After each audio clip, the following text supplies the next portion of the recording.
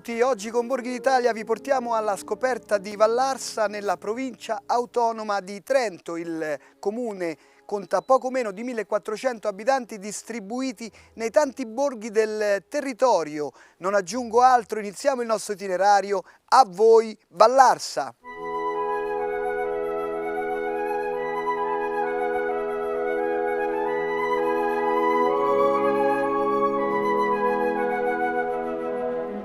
Iniziamo il nostro itinerario a Vallarsa con il sindaco Luca Costa e già con questa cartolina abbiamo un biglietto da visita importante. Ci presenti il comune di Vallarsa? Benvenuti in Vallarsa, questa valle meravigliosa del Basso Trentino, una valle molto estesa di quasi 80 km quadrati, composta da una miriade di frazioni che arrivano a 42. È una valle molto verde, ricca proprio di natura, ma allo stesso tempo è anche una valle ricca di storia e di tradizioni. Quindi in questo territorio la persona può ritrovare se stessa all'interno della natura, ma allo stesso tempo anche trovare storia della Grande Guerra con il Pasubio e anche tradizioni del nostro territorio, preservate per le generazioni future. Una vallata circondata da belle vette.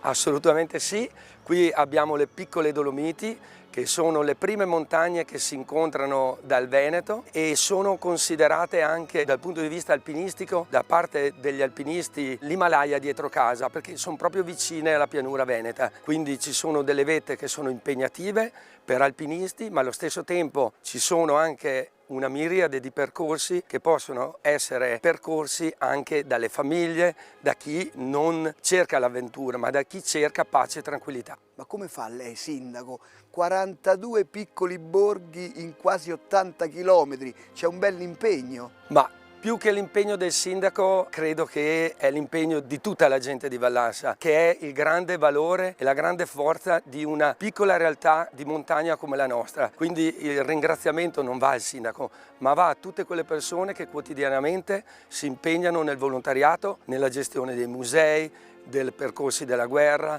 nella tenuta del territorio, quindi è soprattutto un lavoro di squadra. Una persona da sola può far poco. C'è da dire una cosa, sindaco, lei ci ha tenuto a inserire anche l'eremo di San Colombano, che non è proprio sul territorio di Vallarsa perché è al confine, però è la porta della vallata partendo da Rovereto. Esattamente, e questo ringrazio gli amici di Trambileno che ci hanno concesso le riprese di questo posto meraviglioso che non è all'interno del comune di Vallarsa, ma rappresenta l'inizio della valle, quindi il turista che arriva, il pellegrino che arriva, anche per la Romea Strata, può visitare quel luogo meraviglioso. Ma come nasce questo nome? Perché tutto mi sembra meno che una valle arsa, anzi è rigogliosa. Ci sono diverse ipotesi del nome della Vallarsa. Una delle ipotesi è che quando ci furono i primi colonizzatori, nell'andare a desboscare c'erano tanti fuochi accesi e sembrava arsa. Qualcuno dice anche che Valle Orse, legata agli orsi, perché c'era un'antica famiglia, il primo maso in Vallarsa era il maso dell'orso. Difatti il simbolo della Vallarsa sono due orsi che bevono ad una fontana. Poi in tedesco cimbro il nome è anche Brandtal, che è anche molto bello, ha un bel suono e diciamo richiama anche le nostre origini, perché questo è un territorio di confine che ha visto sicuramente la presenza germanica forte del nord, ma poi allo stesso tempo ci sono stati un periodo anche lungo della dominazione di Venezia, quindi un territorio di confine che ha visto culture diverse che hanno forgiato questo territorio e quando si è al confine si ha la possibilità di avere scambi anche con esperienze diverse che arricchiscono il luogo ma anche le persone. Vogliamo chiudere con un invito a visitare la valle? Sicuramente io invito tutti a venire in Vallarsa a poter godere di questa fantastica natura. È un territorio che offre tantissimo dal punto di vista naturalistico, con dei percorsi per le famiglie, sia estivi ma anche invernali, ma allo stesso tempo offre anche tante opportunità culturali con i nostri musei, con il mulino di Arlanc, con i forti, quindi c'è veramente tanto da fare. Noi vi aspettiamo in Vallarsa. Grazie Sindaco, noi adesso ci spostiamo di poco, raggiungiamo la chiesa madre di Vallarsa per incontrare il parroco.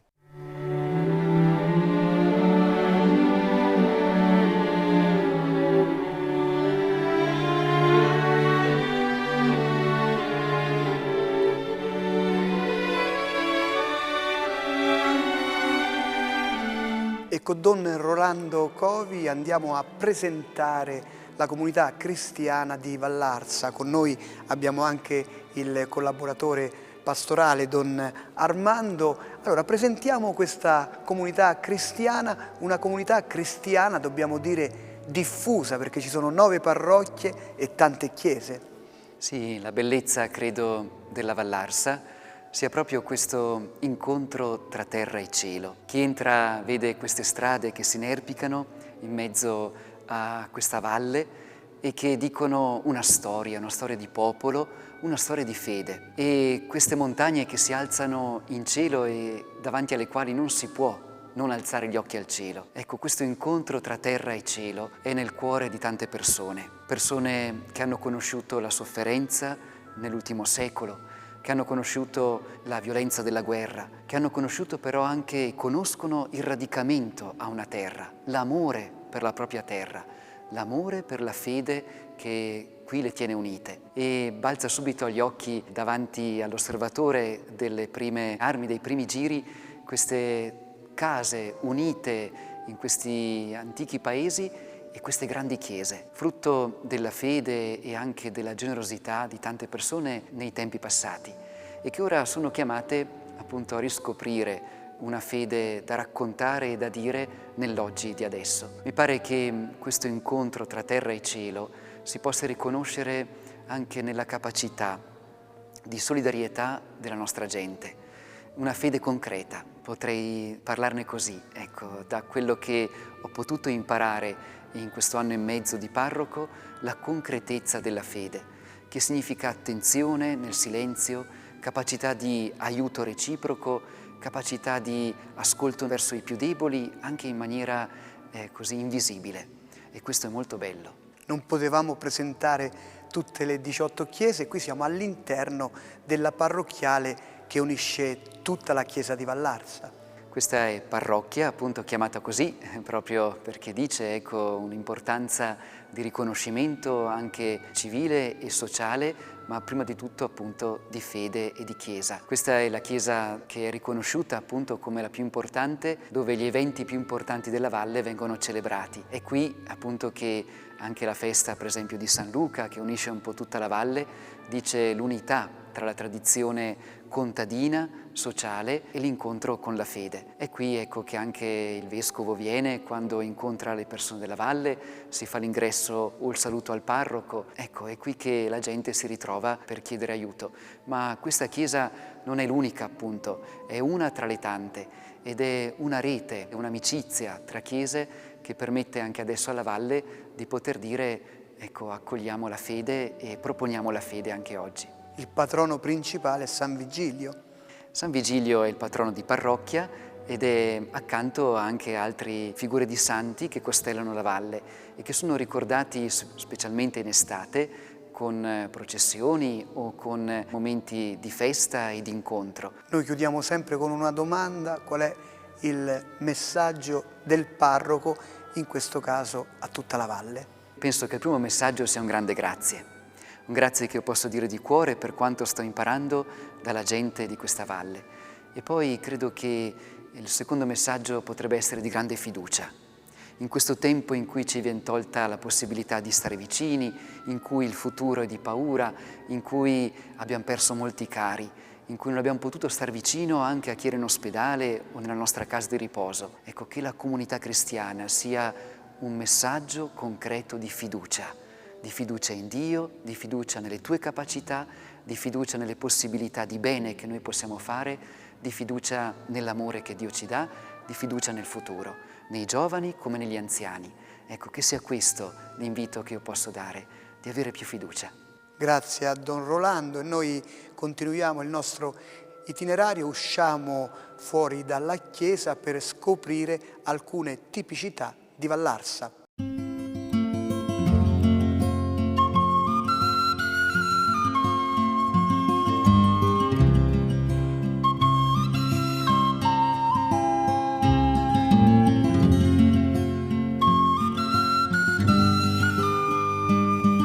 questa splendida cornice andiamo a presentare i piatti tradizionali e le tipicità di Vallarsa e iniziamo con Carlo Pezzato a presentare, no, le tipicità. Sì, allora la Vallarsa sta riscoprendo, i giovani della Vallarsa stanno riscoprendo le antiche tradizioni anche dal punto di vista agricolo, e questo è importante perché vuol dire fare rinascere un po' la valle e farla risollevare. Sono nate qui oggi diverse aziende, sia zootecniche, casearie, di trasformazione di prodotti tipici, ed oggi siamo in grado veramente di mettere sul mercato, un mercato molto ristretto, un mercato di nicchia, prodotti come l'aglio ursino, come i formaggi di malga, come gli estratti vegetali, le essenze estratte dal mugo, dal pino silvestre e dall'abete rosso. Abbiamo anche i salami, no? Abbiamo dei salami, sì, la cosiddetta in arte norcina si sta riscoprendo anche qui. Sono salami tradizionali che si rifanno un pochino alla tradizione veneta come la soppressa, ma abbiamo anche delle tradizioni che si rifanno al mondo mitteleuropeo, all'Alto Adige in particolare. L'allevamento caprino è una cosa che è ritornata. Un tempo tutte le famiglie avevano la capra in casa o le capre, oggi questa è diventata un'attività veramente importante per il nostro territorio. E poi il settore apistico. Fortunatamente qui abbiamo ancora una natura incontaminata e quindi anche il miele è di una qualità eccezionale. Abbiamo formato un consorzio, sono stati coltivati diversi ettari ed oggi possiamo uscire con un vino di Vallarsa, un Müller Thurgau Rio Rumini, che sarà per noi un fiore all'occhiello, un biglietto di presentazione. E poi, come vedete, qui abbiamo anche un altro prodotto, le uova, un uovo naturale, una gallina allevata a terra che ha mangiato solo cose naturali, nessun mangime, e poi di conseguenza andiamo a fare delle crêpe, delle fortaie come le chiamiamo noi, un semplice impasto di farina, uova e latte, le nostre marmellate di frutti selvatici soprattutto, che sono il top di quello che possiamo offrire in questa valle meravigliosa. Grazie al signor Carlo, e con Sabrina Pezzato andiamo a presentare i piatti della tradizione del territorio. Volentieri. Allora, quest'oggi vi abbiamo preparato gli strangolapreti alla trentina, che sono fatti con il pane raffermo e con gli spinaci. Noi li abbiamo presentati con il burro di malga delle nostre malghe, la salvia. Un altro piatto che viene fatto col pane, che riprende proprio la tradizione contadina di una volta, sono i canederi, il classico canederlo, che viene presentato con sempre il burro delle nostre malghe e lo speck croccante. Poi abbiamo preparato del goulash, che è una carne di manzo molto morbida, viene cotta a bassa temperatura per qualche bella ora, con l'immancabile polenta, giustamente da trentini. E come dessert abbiamo preparato il classico strudel, che viene servito con la sua salsa alla vaniglia, lo strudel di mele arricchito con uvetta, pinoli e un pizzico di cannella. Una domanda che facciamo spesso: che cos'è per lei Vallarsa? Beh, Vallarsa è la mia vita, il mio cuore, io sono nata e cresciuta qui, quindi sicuramente è un paese genuino, vero? Siamo in pochi ma molto uniti, e io dico sempre che Vallarsa è da scoprire. È poco conosciuta, ma invito tutti sempre a scoprirla perché ha dei tesori nascosti meravigliosi. Grazie a Sabrina, noi continuiamo il nostro itinerario, adesso raggiungiamo il paese vicino, confinante di Trambileno, per scoprire l'eremo di San Colombano.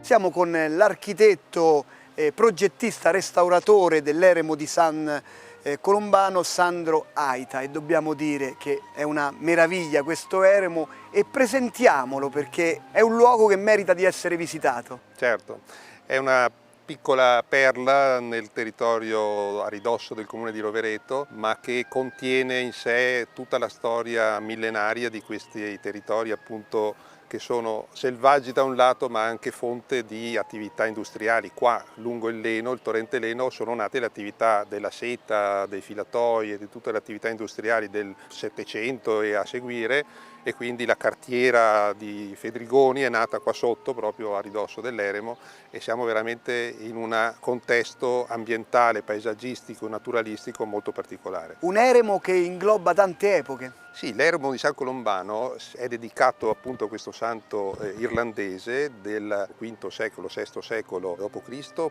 ma perché pare sia passato scendendo dal lago di Costanza verso Roma in un suo viaggio che doveva poi portarlo appunto dal Papa. Potrebbe aver fatto questo tipo di percorso dal lago di Costanza al Passo di Resia, lungo tutta l'asta dell'Adige, e potrebbe appunto aver lasciato una traccia anche in questo luogo, che è un luogo particolare perché unisce l'arte, la fede, la spiritualità alle acque che in epoche antichissime rappresentavano proprio un punto nodale della sanificazione del territorio. Nella parte superiore poi abbiamo la prima grotta. All'interno abbiamo il covelo cosiddetto originario, che è la costruzione che è stata realizzata dalle acque, dagli eventi dell'Eleno durante i secoli, e è stato appunto ipotizzato che lì fosse la prima traccia dell'eremita, dei primi eremiti, dove troviamo ancora i lacerti di affresco.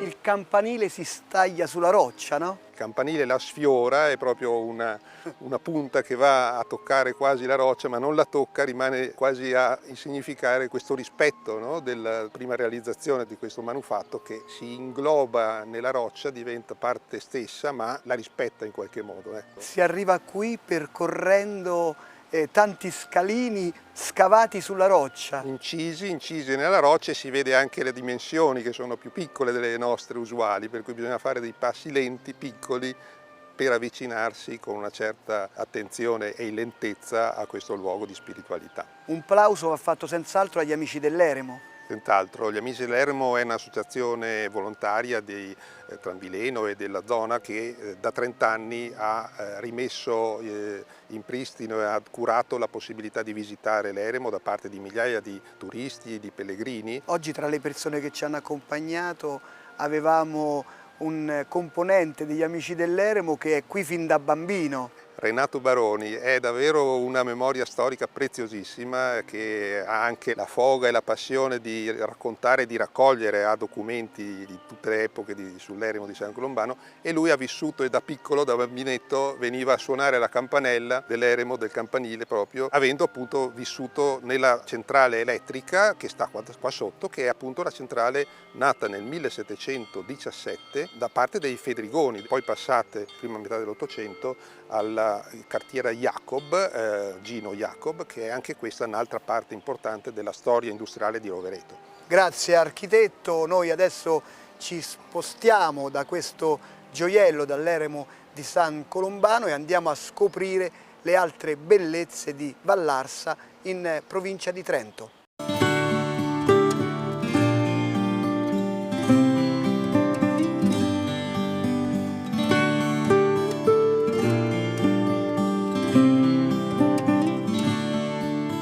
Con Giuseppina Daniele andiamo a scoprire il Museo della Civiltà Contadina di Vallarsa, una valle e un comune di grande identità.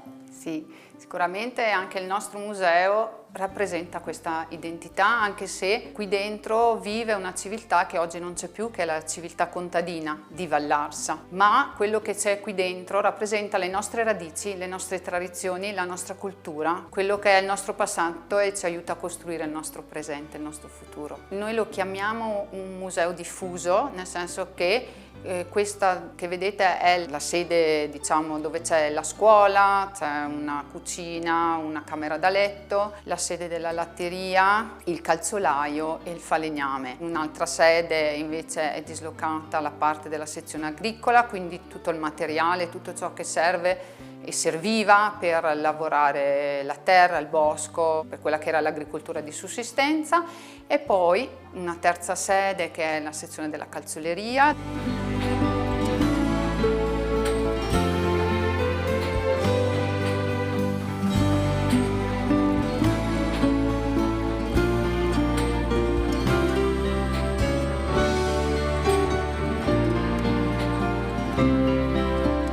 E infine il nostro gioiellino è il mulino di Arlang, l'ultimo degli 11 mulini rimasto e funzionante. Grazie, il nostro itinerario continua. Adesso andiamo ad incontrare Don Raimondo Sinibaldi per scoprire la Romea Strata che attraversa Vallarsa.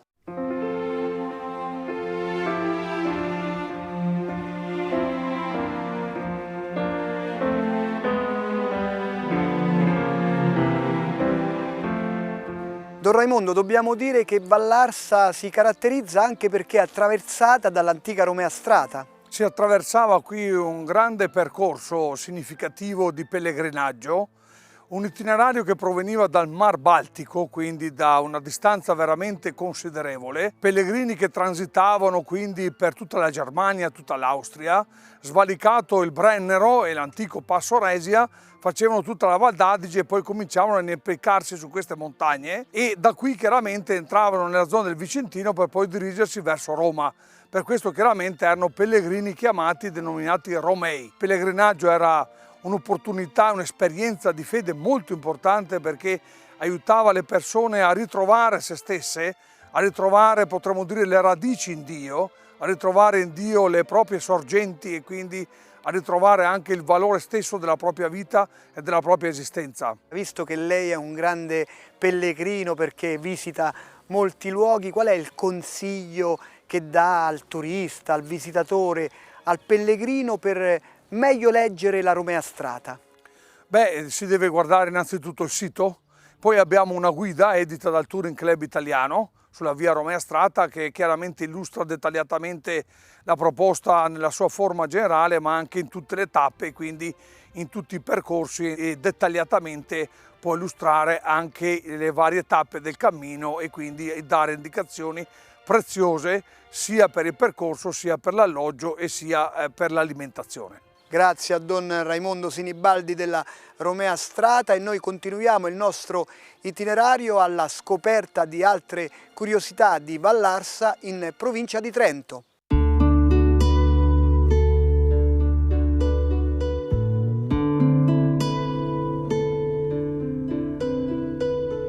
E con Arthur Stoffella andiamo a conoscere i costumi qui della Valle del Leno, dei costumi storici e oggi abbiamo i costumi della festa. Sì, abbiamo i costumi della festa. Infatti nel 1996 il comune di Vallarsa, sapendo che io so il tedesco, mi ha autorizzato a fare ricerche sui costumi. A Innsbruck ho trovato il testo e a Vienna abbiamo trovato un quadro e anche un altro libro che parlava dei nostri costumi. Sì che si hanno scritto in 2 libri e fatto anche un quadro e se a quel tempo era già abbastanza noto. E dopo ho detto il costume è bello, sarebbe opportuno fare anche un gruppo. Però ci abbiamo impiegato qualche anno, però nel 1913 abbiamo fatto un gruppo e adesso siamo di più di una trentina. Il rosso che era un colore nobile, no? Sì, appunto, è qui che ci sarebbe da fare delle ricerche per vedere se l'autorizzazione è stata fatta dal vescovo oppure dai principi di Asburgo. Per avere il colore rosso si doveva avere l'autorizzazione di loro, perché a quel tempo potevano portarle solo i vescovi e i principi. E poi abbiamo anche il costume delle ragazze. Ecco, il costume delle ragazze diciamo è cimbro, era più o meno tutto uguale, l'abbiamo sul quadro e fa parte del gruppo di Folgaria, Lavarone, Asiago, tutto del gruppo cimbro praticamente. Grazie e noi continuiamo il nostro itinerario alla scoperta delle bellezze di Vallarsa.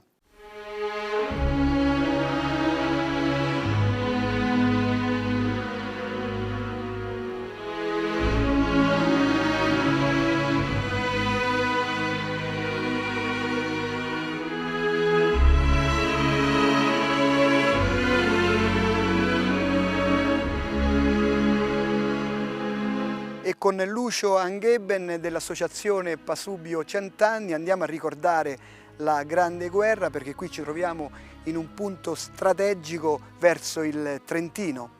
Sì, certamente. Matassone con il forte di Pozzacchio sull'altra sponda serviva proprio per contrastare un'eventuale avanzata dell'esercito italiano nell'impero austro-ungarico, perché qui, ricordiamo, era impero austro-ungarico fino al passo Pian delle Fugazze che noi vediamo alla nostra sinistra. E quindi è chiaro che l'asse doveva tenere l'avanzata italiana. Quello che è successo purtroppo invece è che allo scoppio della guerra, quindi in maggio del 1915, ancora non era armato sufficientemente il forte di Matassone, come anche il forte di Pozzacchio. Sta di fatto che i primi giorni di maggio l'avanzata italiana si era portata direttamente su questi luoghi in pochi giorni, non trovando resistenza perché tutte le persone e gli uomini erano impegnati già con l'esercito austro-ungarico in Galizia e negli altri paesi dell'est Europa. E qui abbiamo ancora evidenti le trincee.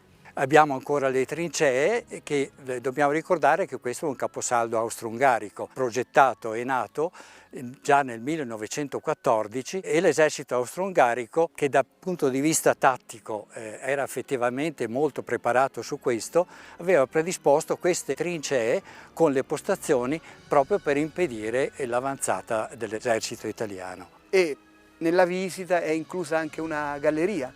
Sì, esatto. Allora il forte di Matassone, più propriamente un campo trincerato, perché non è mai stato concluso come forte, però già allora vantava una grande caverna.